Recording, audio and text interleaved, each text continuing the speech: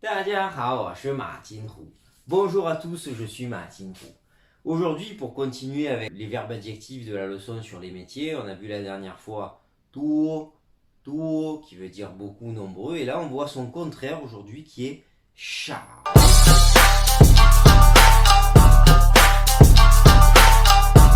Shao, vous l'avez ici, mais vous remarquez que j'ai mis un autre ton. Il peut se prononcer aussi shao.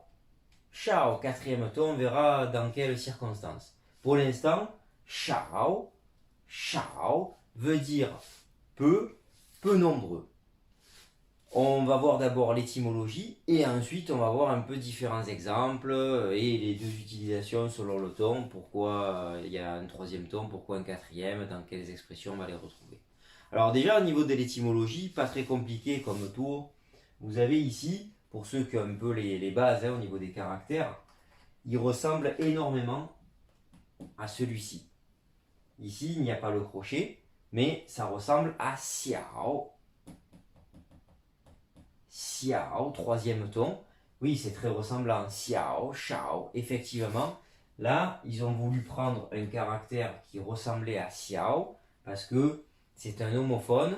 Il est très très proche au niveau prononciation. Donc, ils se sont dit, on va prendre un caractère qui lui ressemble beaucoup, qui soit au moins de la même famille.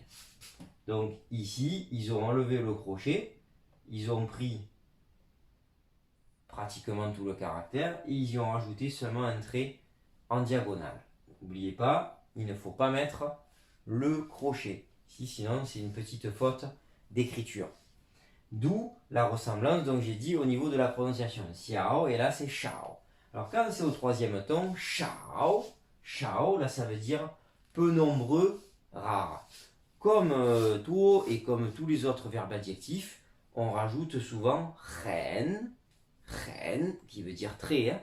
Par exemple, ren shao, ça veut dire il y en a peu ou c'est rare. Si on parle des pandas, par exemple, xiong mao, les pandas, xiong mao, ren shao. Les pandas sont rares, c'est pour ça qu'ils sont protégés, qu'ils sont le symbole de WWF.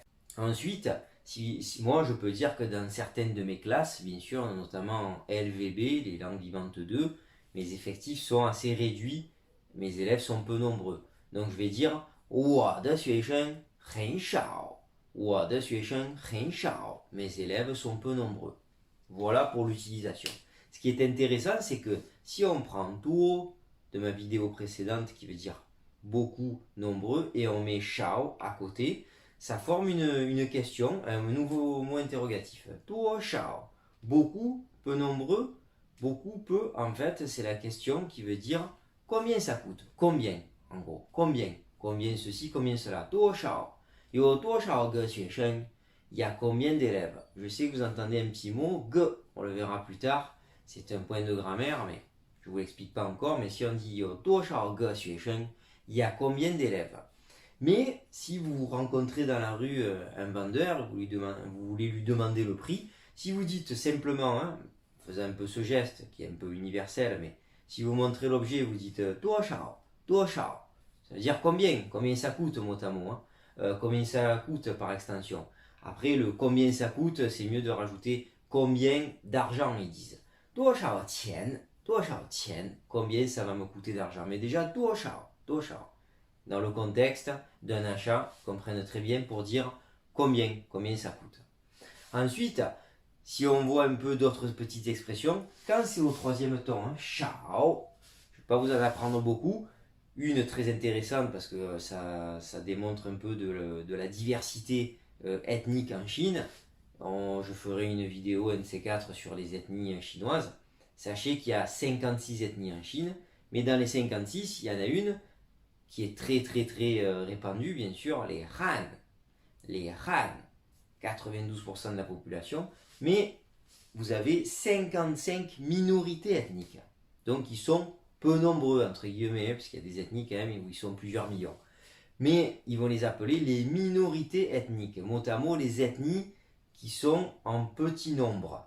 Shao Shu Minzu, Shao Shu Minzu. Voilà comment on dit les minorités ethniques. Et après, si vous ne voulez pas utiliser ren, vous voulez dire, ça c'est très chinois, la double négation, Pour dire par exemple, ils sont très nombreux, au lieu de dire很多, les Chinois ils vont dire 他们不少, 他们不少, 他们不少. Ils sont pas peu nombreux.